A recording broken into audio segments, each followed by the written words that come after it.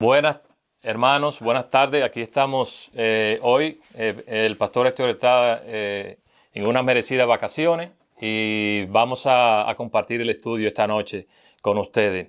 Como ustedes saben, el pastor Héctor habló en la semana anterior de Romanos, capítulo 10, verso 1 al 3. Y hoy nosotros vamos a ver a Romanos, capítulo 10, versos 4 al 10, que dice así. La mayoría de las lecturas que vamos a tener las vamos a estar haciendo en la Reina Valera del 60. Dice, porque el fin de la ley es Cristo, para justicia a todo aquel que cree. Porque de la justicia que es por la ley, Moisés escribe así, el hombre que haga estas cosas vivirá por ellas. Pero la justicia que es por la fe dice así, no digas en tu corazón quién subirá al cielo, esto es, para traer abajo a Cristo, o quién descenderá al abismo, esto es, para hacer subir a Cristo de entre los muertos. Mas, ¿qué dice? Cerca de ti está la palabra, en tu boca y en tu corazón. Esta es la palabra de fe que predicamos. Que si confesares con tu boca que Jesús es el Señor y creyeres en tu corazón que Dios le levantó de los muertos, serás salvo. Porque con el corazón se cree para justicia, pero con la boca se confiesa para salvación. La mejor manera de introducir esta parte que nosotros vamos a estudiar, que habla sobre la justicia y la justificación de Dios, es recordar lo que nosotros leemos en la parábola del fariseo y el publicano, en Lucas capítulo 18, verso 9 al 14, que queremos leer también antes de entrar en materia en el estudio. Dice, a unos que confiaban en sí mismos como justos y menospreciaban a los otros, dijo también esta parábola. Fíjense que el Señor dice a uno, la Biblia dice a unos que confiaban en sí mismos como justos y menospreciaban a los otros. Y como estamos hablando de la justicia, de esa justicia que viene por el Señor, entonces esta parábola es muy oportuna. Entonces dijo también esta parábola, dos hombres subieron al templo a orar.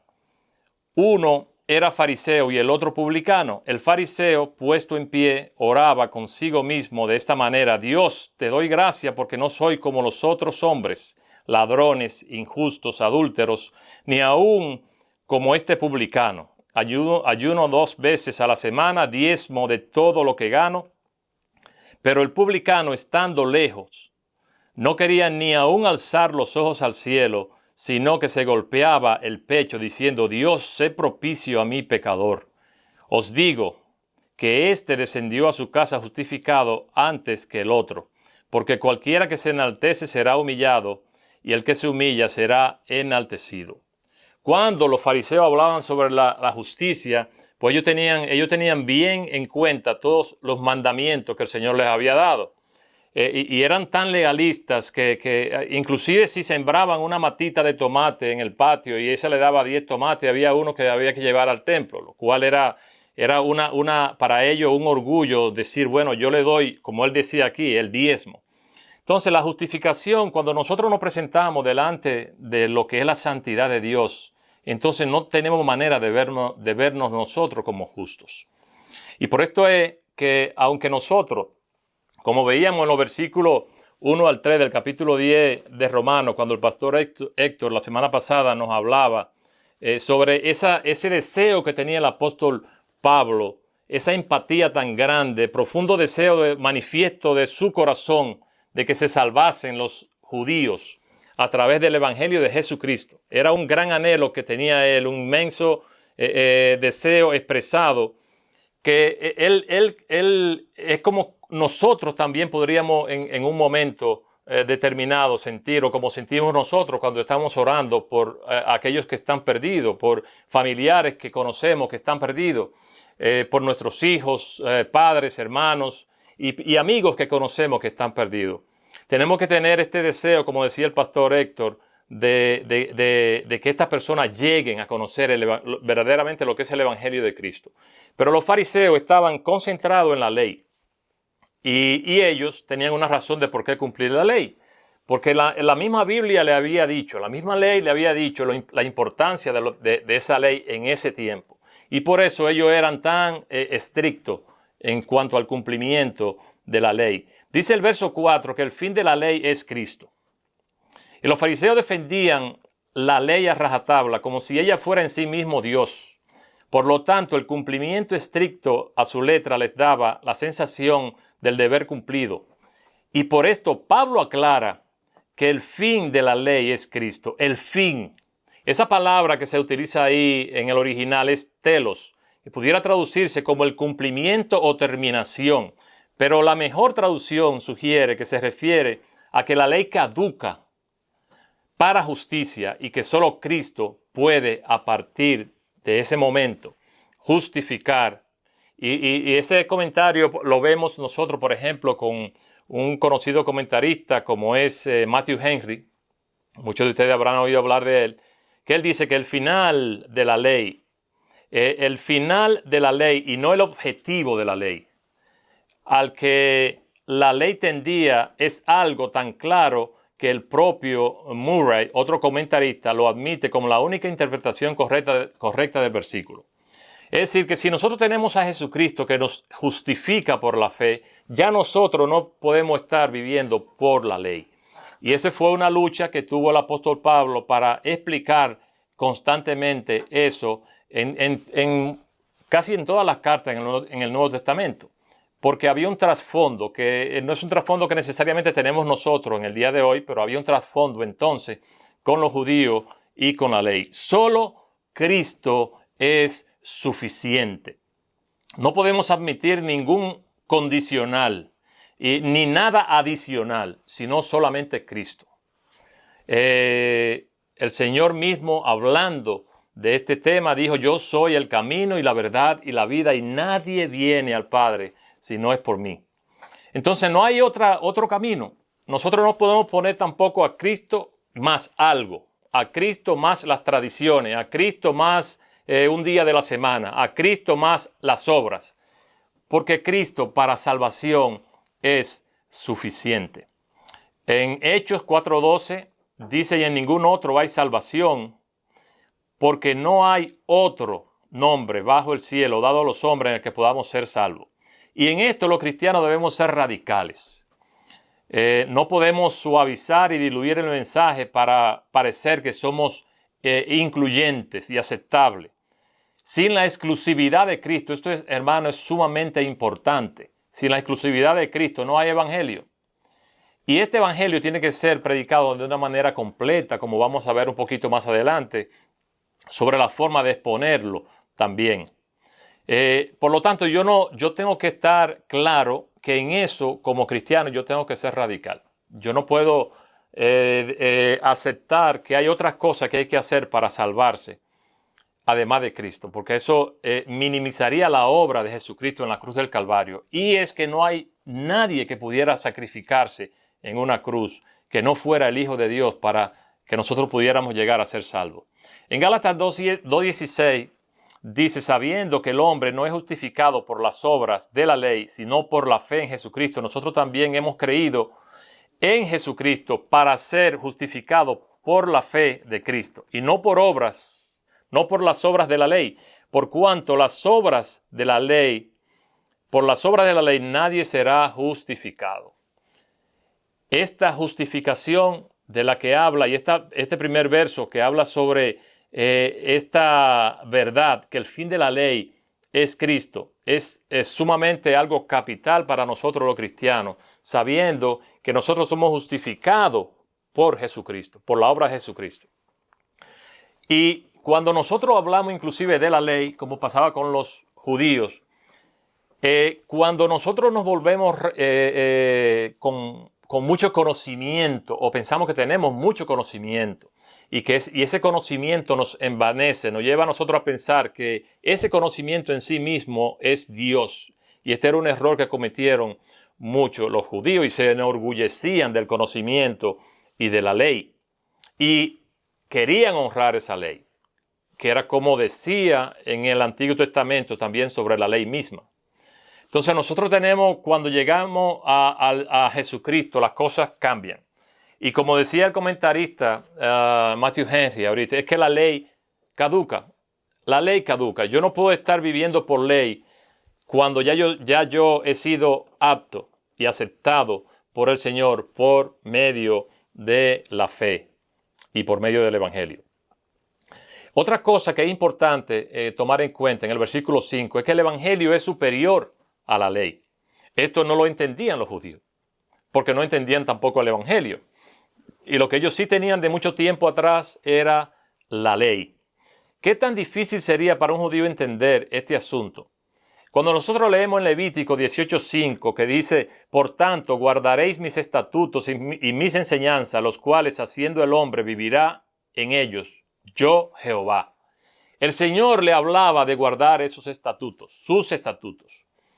Y ellos no supieron entender que ese evangelio era el cumplimiento precisamente de todo lo que ocurrió hasta ese momento y que guardar los estatutos de Dios requería también entender que esa ley había caducado para justificación.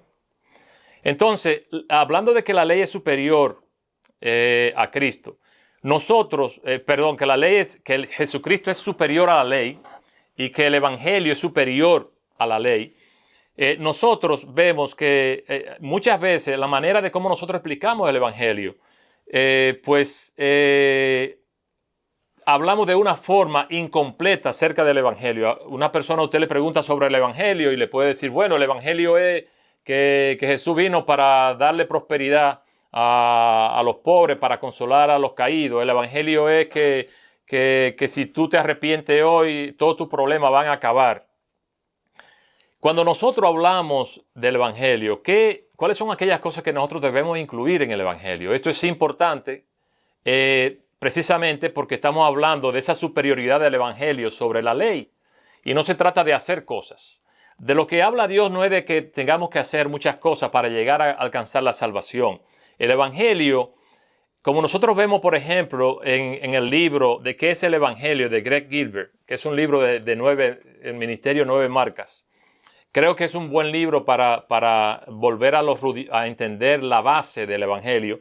Nosotros nos sorprenderíamos de ver lo que la gente piensa del evangelio en el día de hoy. Aunque es un asunto tan elemental, diríamos nosotros, es el ABC de lo que es un cristiano. Sin embargo, la gente está muy confusa sobre el evangelio. Y por eso tenemos tantas doctrinas por ahí caminando sobre el evangelio. Y dicen que es la manera de ellos exponer el evangelio, pero el evangelio es uno solo. Entonces, el evangelio tiene que ser, cuando usted lo exponga, expuesto de una manera completa. ¿Por qué es tan importante que usted le exponga de una manera completa? Porque si no lo hace así, entonces las personas van a pensar que lo que usted le dijo limitadamente del evangelio, lo cual puede ser una verdad del evangelio, pero lo que usted le dijo es algo que representa la totalidad del evangelio. Cuando nosotros hablamos del evangelio, y esto es algo que deberíamos tomar en cuenta cada vez que le hablamos a alguien del evangelio, tenemos que hablar por lo menos de cinco elementos que me van a mí a permitir exponer de manera completa el evangelio. Primero, nosotros tenemos un Dios creador, y eso lo vemos en Génesis 1:1. En el principio creó Dios los cielos y la tierra. Dios creó todo lo que existe. Existe alguien que creó y que es el dueño de todo lo que existe. Y por eso el reconocer a ese Dios luego me va a ayudar a entender por qué yo tengo que darle cuenta a ese Dios. La segunda cosa es que el hombre es pecador. Y eso lo vemos nosotros en Romanos 3:23. Por cuanto todos pecaron y están destituidos de la gloria de Dios. Romanos 6:23, que habla de que la paga del pecado es muerte. Marcos 1:15 dice, diciendo, el tiempo se ha cumplido y el reino de Dios se ha acercado, arrepentíos y creed en el evangelio. Entonces yo tengo que llevar a la persona a que entienda que a ese Dios creador el hombre le falló y el hombre fue rebelde y el hombre es rebelde y cada uno de nosotros hemos sido rebeldes ante Dios. En tercer lugar tenemos que Jesucristo es el Salvador. Esa es la provisión que Dios le dio al mundo para la salvación, para reconciliarse con Él. En el principio era el Verbo y el Verbo era con Dios y el Verbo era Dios. El Señor Jesucristo vino precisamente para pagar el precio de nuestra culpa y de nuestros pecados y a través de su sangre nosotros podemos ser salvos. En cuarto lugar, hay una respuesta del hombre y esa respuesta tiene que ser fe y arrepentimiento de parte del hombre. Esa salvación que le ha ofrecido Dios por gracia, que no le cuesta nada al hombre, pero que sí le costó mucho a Dios, es por gracia. Porque por gracia soy salvo por medio de la fe, y esto no de vosotros, pues es don de Dios, no por obra para que nadie se gloríe. Eso está en Efesios 2:8 y 9. Y luego nosotros debemos hablar de lo que es el reino. La cosa no termina aquí. La vida no termina con mi muerte. Hay un paso más allá que realmente, ¿qué es lo que va a ocurrir luego? Puede ser que yo esté en el piso 6 y en el octavo escalón, como decía Carmen, pero nosotros, no importa cuántos pisos y escalones lleguen, cuando nos toque estar de aquel lado, sabemos que vamos a vivir en un lugar mejor. Vamos a estar con el Señor, en la presencia del Señor. Y el Señor nos hablaba de eso, que antes bien en Juan 14:2, 1 Corintios 2:9, como está escrito, las cosas que ojo no vio, ni oído oyó, ni han subido en el corazón del hombre, son las que Dios ha preparado para los que les aman. Y esto es algo que nosotros tenemos que recordarlo continuamente, especialmente en estos momentos de ansiedad. ¿Quién no ha tenido ansiedad, luchas, preocupaciones, cargas por la situación que nosotros tenemos en el día de hoy? Y si nosotros pensáramos que esto es todo lo que va a haber y que lo que pase por esta tierra es todo lo que hay, entonces yo tendría razones para estar preocupado y para estar cargado. Pero cuando nosotros sabemos que de aquel lado, aun si nos tocara a nosotros partir, vamos a ver aquello para lo que el Señor fue a prepararnos a nosotros, cosa que oído nunca oyó, ni ojo nunca vio, y que no han venido al corazón del hombre, son las cosas que Dios ha preparado para los que les aman. Eso sí, para los que les aman. Entonces, cuando hablamos del Evangelio, debemos mencionar estos 5 elementos. Yo no puedo hablar del Evangelio mencionando uno solo de ellos y decir que, bueno, Dios es creador y Dios te ama y tiene un plan para tu vida. Yo tengo que hablar del Evangelio de una manera completa, como la Biblia habla del Evangelio. En el versículo 6 nosotros vemos que la fe trae justicia. Y fíjense que una de las cosas que nosotros podemos ver dentro de este subtítulo es cómo el apóstol Pablo aquí está citando más bien a Deuteronomio 30, 12 al 14, que dice: no está en el cielo para que diga quién subirá por nosotros al cielo y nos lo traerá y nos lo hará oír para que lo cumplamos, ni está en el otro lado del mar para que diga quién pasará por nosotros el mar para que nos lo traiga o nos lo haga oír, a fin de que lo cumplamos, porque muy cerca, dice en Deuteronomio 30:14, muy cerca, porque muy cerca de ti está la palabra, en tu boca y en tu corazón para que la cumplas. La palabra está en nuestra boca y en nuestro corazón. Entonces nosotros no tenemos una excusa. Hemos tenido esta palabra que Dios nos está trayendo, que Dios nos ha dejado, que Dios nos está ministrando continuamente. En el caso de los judíos, ellos se conformaban con una apariencia externa. Esa apariencia externa y religiosa, y ellos cuidaban mucho eso, esa apariencia era impecable, y por eso pues también le decían a aquella gente que no se veían tan santos como ellos, pues lo menospreciaban también.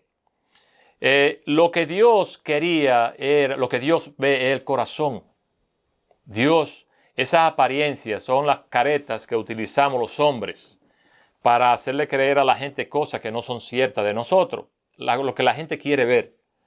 Pero fíjense cómo ocurrió en 1 Samuel 16:7, en el caso de Samuel, que dice: y Jehová respondió a Samuel, no mires a su parecer ni a lo grande de su estatura, porque yo lo desecho. Porque Jehová no mira lo que mira el hombre, pues el hombre mira lo que está delante de sus ojos, pero Jehová mira el corazón. Entonces yo puedo ser religioso y puedo parecer muy religioso y mi corazón estar muy mal en cuanto a mi relación con Dios. Nosotros tenemos que mirar, cuando nosotros estamos juzgando a los demás, darnos cuenta de eso. esta apariencia que yo dejo ver hacia afuera, lo que la gente llama la personalidad, que dejamos ver hacia afuera para que los demás puedan conocernos, debe venir de lo que tenemos adentro. Y no deben ser cosas que nosotros aparentamos. Y si nos ponemos a vivir así, pues estamos perdiendo nuestro tiempo.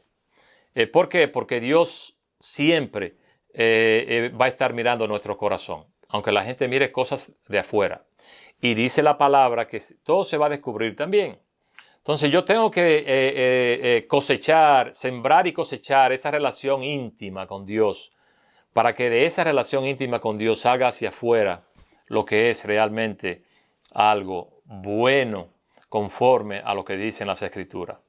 ¿Qué miras tú cuando descubres una oportunidad para compartir el Evangelio? Piensa, a veces nosotros estamos al lado de una persona con la que queremos compartir el Evangelio, lo vemos demasiado distinguido, respetuoso, una persona demasiada de alta alcurnia, o a veces vemos una persona que la consideramos poca cosa frente a nosotros.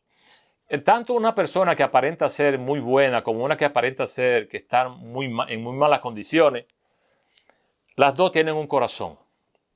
¿Cómo miramos nosotros? Cuando usted ve a una persona, mire la oportunidad que Dios le está poniendo enfrente para usted compartir ese evangelio.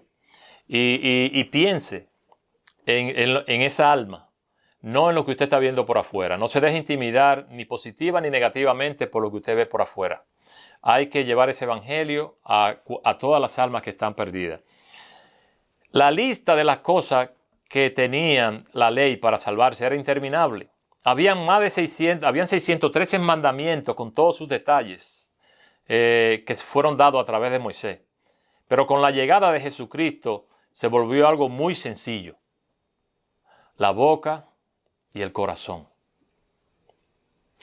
Todo se resume en temer a Dios, como nos dijo el Señor Jesucristo en uno de los evangelios, y amar a Dios con todo nuestro corazón, con todo nuestro ser, y amar a nuestro prójimo.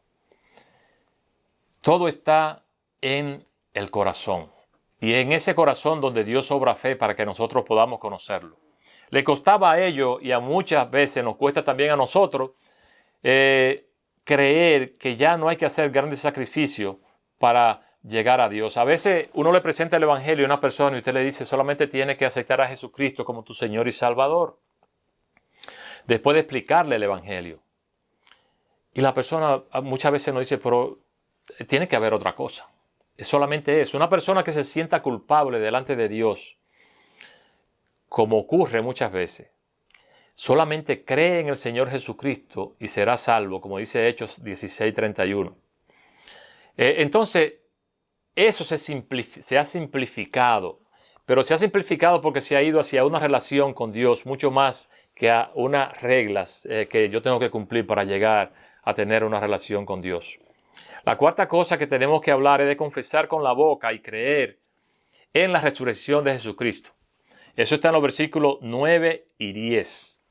El Señor Jesús le ha dado una gran importancia a lo que es la confesión, ya que nos dice también en Mateo 10:32-33, a cualquiera pues que me confiese delante de los hombres, yo también le confesaré delante de mi Padre que está en los cielos. Y a cualquiera que me niegue delante de los hombres, yo también le negaré delante de mi Padre que está en los cielos. Entonces la confesión es sumamente importante. Yo tengo que confesar. También cuando nosotros estamos al lado de una persona que vemos que le podemos predicar el evangelio y no lo hacemos, muchas veces por temor, tenemos también que acordarnos de esto que nos dice el Señor aquí. Tenemos que confesarlo. Delante de los hombres tenemos que confesar a Jesucristo para que Él también nos defienda delante del Padre. Entonces, hay una gran importancia en lo que es la confesión. Y confesar con la boca, en el original, eso es curious usus. Jesús es el Señor. Ahora nosotros podemos decir, no sabemos por cuánto tiempo, pero todavía aquí se puede decir sin ningún problema, Jesús es el Señor. Cuando en los primeros 300 años de esta era, donde había mucha persecución de los cristianos, el decir esta confesión podía representar la muerte. Nos recuerda Matthew Henry en su comentario de Romanos, que esta confesión era especialmente ofensiva en aquellos tiempos, debido especialmente, por ejemplo, que era una ofensa para el César, porque quien era el Señor era el César. Entonces, cuando los cristianos confesaban a Jesús como Señor, había un celo de parte de la autoridad que decía el César que tenía. Se esperaba que fuera Curios Caesar, que eso es César es Señor. Pero cuando se confesaba a Jesús como Señor, Curios Jesús, entonces esas personas tenían el riesgo de perder la vida. Muchos perdieron la vida confesando a Jesús como Señor. Y cuando yo recuerdo esto, me pregunto, y me pone a pensar a mí, y quisiera que pensara usted también, ¿hasta dónde está dispuesto usted a rendir su vida para confesar a Jesús como Señor? Si esto representaba la muerte para aquellos, pero en el día de hoy no representa la muerte, pero a veces nos avergonzamos de compartir el Evangelio en una oportunidad que tenemos con unos amigos, en nuestras casas, o nos da vergüenza. ¿Cómo nosotros, cómo esta gente, estos hermanos del primer siglo y segundo siglo, arriesgaron su vida y fueron inclusive martirizados por confesar a Jesús como Señor? Y nosotros tomamos esa confesión de manera tan ligera. En 1 Timoteo 4:16 dice: ten cuidado de tu conducta y de tu enseñanza, persevera en todo ello, porque así te salvará a ti mismo y a los que te escuchen. Es importante resaltar aquí que el elemento primordial para el hombre alcanzar la salvación es la fe. Y entonces viene la confesión con la boca. En otras palabras, creer que Jesús es Señor y que Dios le levantó de los muertos. Hay se hizo un estudio entre los que estuvieron incluidos muchos cristianos, iglesias, y se hizo entre las iglesias en los Estados Unidos sobre la creencia que tenían los cristianos sobre la resurrección. Y sorprendentemente había más de un 35% de personas que estaban en las iglesias que no creían en la resurrección de Jesucristo. Pero si nosotros no tenemos resurrección, no tenemos evangelio. Entonces, es muy importante que la persona entienda que tiene que creer en Jesús como Señor y que tiene que creer en la resurrección de Jesús y que Dios le levantó de los muertos, dice este verso. Y que eso es básico y es algo indispensable en lo que es la exposición del evangelio. Y es por esta razón que no podemos aceptar como bueno que se hable de Cristo como un buen hombre, como un gran líder, como un profeta, como un hombre extraordinario. No, Jesucristo es Dios. Jesucristo murió por nuestros pecados y Jesucristo resucitó y es el único camino al Padre. Nosotros solamente podemos ser justificados, porque de eso se trata el Evangelio. Hay una muerte que tuvo el Señor Jesucristo por nosotros, una muerte sustitutiva. La muerte que me tocaba a mí fue la muerte que Él sufrió en la cruz del Calvario vertiendo su sangre y que Él la sufrió por mí. Él estuvo crucificado en mi lugar para darme en la eternidad la vida. Romanos 4:25, Él fue entregado a la muerte por nuestros pecados y resucitó para nuestra justificación. Sin embargo, algunos dirán, la boca puede hacer confesiones que no vienen del corazón. Y eso nosotros tenemos que saberlo. Todos hemos sido testigos de eso. Que más bien representan mentiras de personas e hipocresía de personas. Son verdades del Evangelio que la dicen personas como sin sentirla. Y ese tipo de confesión no es al que se refiere la Biblia aquí cuando habla de confesar a Jesús como Señor. En 1 de Juan 2:19 dice: salieron de nosotros, pero no eran de nosotros, porque si hubiesen sido de nosotros, habrían permanecido con nosotros. Pero salieron para que se manifestase que no todos son de nosotros. Dentro de las personas que hay en la iglesia, hay personas que realmente no son de nosotros. Y hay personas que no creen en toda la verdad del Evangelio. Y si yo no creo en el Evangelio, no existe un punto medio. Yo no puedo decir que sí me gusta creer aquella parte del Evangelio y esta parte no. Me gusta creer el amor, pero no me gusta creer la justicia. El amor de Dios, pero no la ira de Dios. Yo tengo que creer en el Evangelio completo.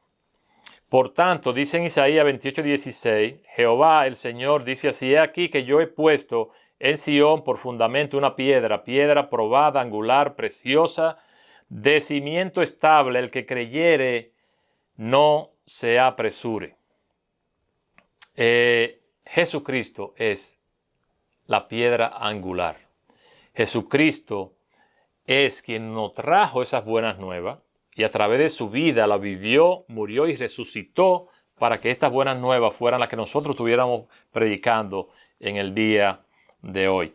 Y hermano, a título de cerrar lo que estamos comentando sobre el Evangelio, es importante que cuando expongamos el Evangelio lo hagamos de manera completa. Y yo quisiera que al final, cuando tuviéramos el tiempo de la dinámica, 2 o 3 hermanos que quisieran orar para que Dios nos dé a todos una mayor agresividad en cuanto a la exposición del Evangelio y la exposición completa del Evangelio, no una exposición parcial. Para que 2 hermanos oren por las almas perdidas, por nuestros hijos y familiares que no conocen del Señor, por aquellas personas que Dios va a poner en el medio de nosotros para que nosotros podamos compartir el Evangelio. Los versículos 9 y 10 que cierran en Romanos esta parte, hablando del Evangelio, nosotros podríamos resumirlo así: creer en la resurrección de Cristo y confesarlo como Señor y Salvador. Pero para yo explicar eso, yo tengo que entrar en otras verdades que son parte del Evangelio. ¿Quién? El Dios creador y santo, como lo decíamos anteriormente, y el hombre pecador. ¿Qué fue el pecado y la naturaleza? Cómo el diablo entró a través de la serpiente y tentó al hombre, y este cayó en pecado. Y nosotros hemos heredado esa naturaleza desde entonces. El medio para la reconciliación con Dios, que es Jesucristo. Únicamente Jesucristo. No obras, nada más que Jesucristo. Solo Cristo. ¿Cómo reconciliarse con Dios? A través de la fe y el arrepentimiento. Y cuando la vida eterna comienza, cuando yo acepto a Jesús como mi Señor y Salvador, y comienza desde ahí hasta la eternidad. A pesar de ser algo tan elemental para nosotros, debemos buscar compartir el Evangelio realmente y compartirlo de una manera completa. Y yo les recomiendo que busquen ese libro de 9 marcas que se llama ¿Qué es el Evangelio? Creo que el libro está si usted entra al ministerio 9 marcas, está disponible gratis. No sé si está todavía gratis, pero lo vi en una ocasión gratis allí. Así que sería bueno para volver a la verdad del Evangelio, porque nosotros creemos que estamos a veces compartiendo el Evangelio y no lo estamos haciendo de una manera correcta.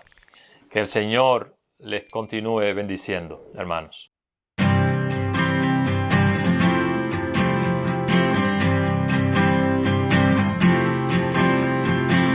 En ti mi fe vive otra vez, en ti vemos lo que el amor es, la muerte vencida por la cruz. Tu gloria brilla en mi Dios, renueva en mí un corazón que busca tu poder en la cruz. Vamos a levantar un canto, a Cristo eres el Rey glorioso. Por siempre me encuentro en el amor que nos diste. Our hearts explode with shouts of praise. In you our faith will see again the glorious power of your love.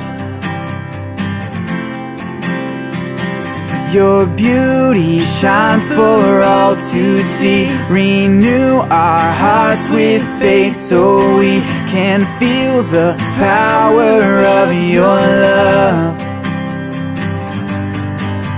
Vamos a levantar un canto, a Cristo eres el Rey glorioso. Por siempre me encuentro en el amor que nos diste. We will lift up our hands and sing, Jesus, you are the risen King. Freedom found in the love you gave for us to live. Sing it out.